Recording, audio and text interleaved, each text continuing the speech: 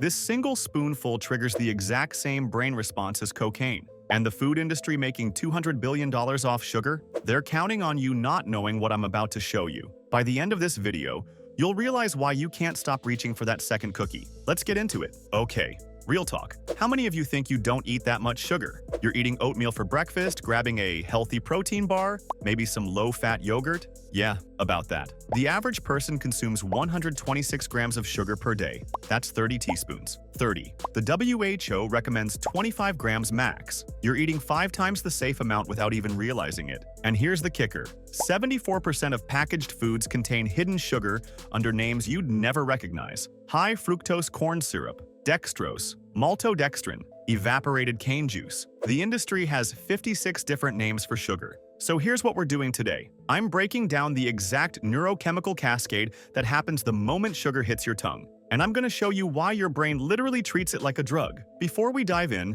don't subscribe yet. Seriously, wait until minute 5 when I show you the study where rats chose sugar over cocaine. Then, decide if you want more of this. Fair? Okay, let's hijack your reward system.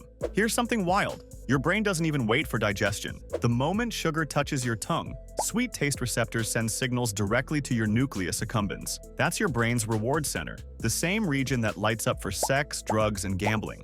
Within literal seconds, before that sugar even reaches your stomach, dopamine floods your brain. And studies show this dopamine release pattern nearly identical to cocaine. I'm not being dramatic. Researchers at Princeton ran experiments where they gave rats access to both sugar and cocaine. Guess what the rats chose? Sugar. They chose sugar. Some rats preferred sugar over cocaine, even when they were already addicted to cocaine. Your brain sees sugar as a survival resource. For millions of years, sweet equals calories equals don't starve. So evolution wired us to crave it. Food companies know this, and they're exploiting the hell out of it. About 15 to 30 minutes in, that sugar hits your bloodstream. Your blood glucose spikes. 1 can of soda, your blood sugar shoots up 30 to 40%. Your pancreas freaks out and dumps insulin to handle it. This is normal.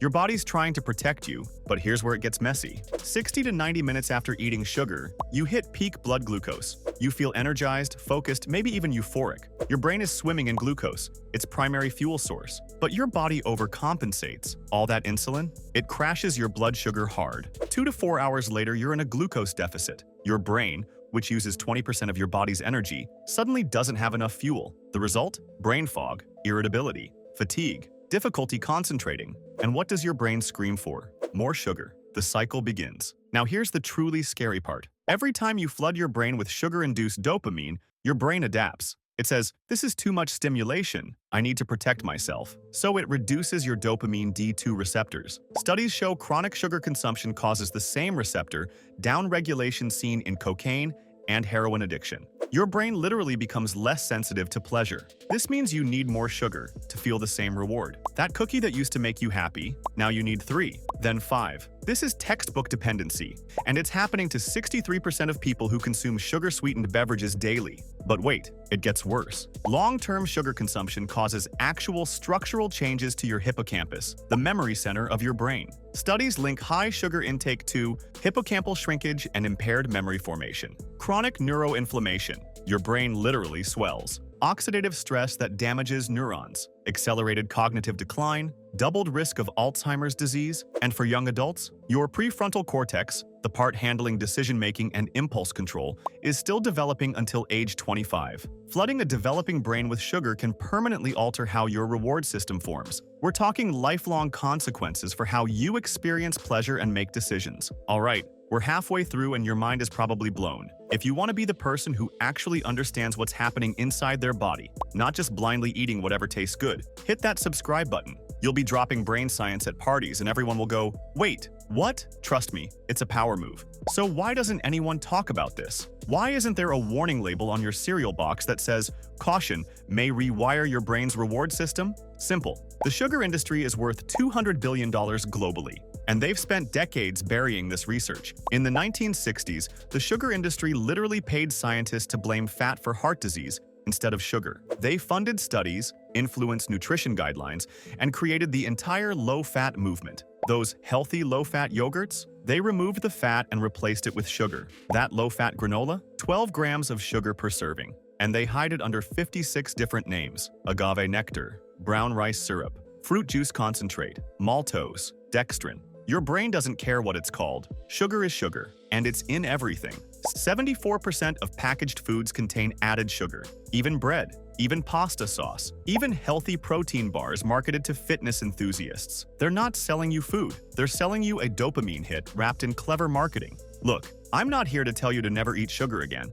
That's unrealistic, and honestly, life's too short to never enjoy dessert. But here's what you should know. 1. Read ingredient labels. If sugar, in any form, is in the top 3 ingredients, put it back. Your brain doesn't need that hit. 2. Never eat sugar on an empty stomach. Always pair it with protein or fiber. This slows absorption and prevents the blood sugar roller coaster. Apple with peanut butter? Good. Apple juice alone? Brain chaos. 3. Watch for dependency signs. If you get hangry without sugar, if you crash every afternoon and need something sweet, that's not hunger, that's withdrawal. 4. The 80-20 rule. Eat whole foods 80% of the time. That other 20%? Enjoy your birthday cake. Your brain can handle occasional sugar. It's the daily bombardment that rewires you. 5. Know your limits. The World Health Organization recommends max 25 grams of added sugar per day.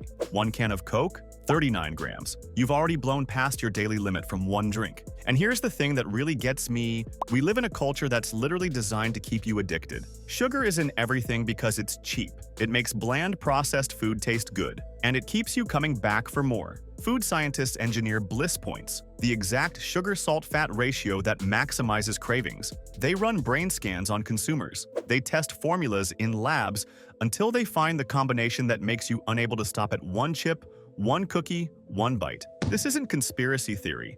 This is documented science used by every major food corporation. Your brain isn't broken.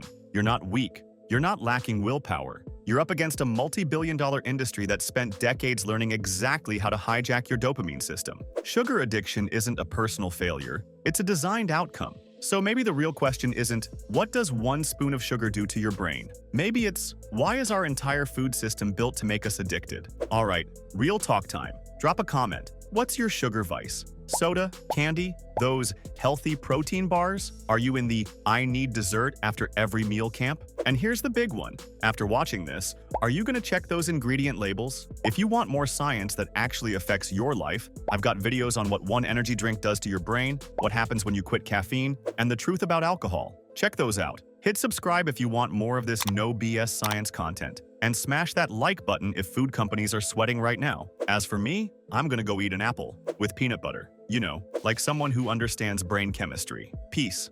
Alright, that's the truth about sugar that the food industry doesn't want you to know. If you want more science that actually affects your life, not just random facts you'll forget tomorrow, subscribe to the channel. We're building a community of people who want to understand what's really happening inside their bodies. Plus, the comment section here is genuinely gold. Our viewers share their experiences and insights. Join us. Click that button. Let's figure out this whole being human thing together.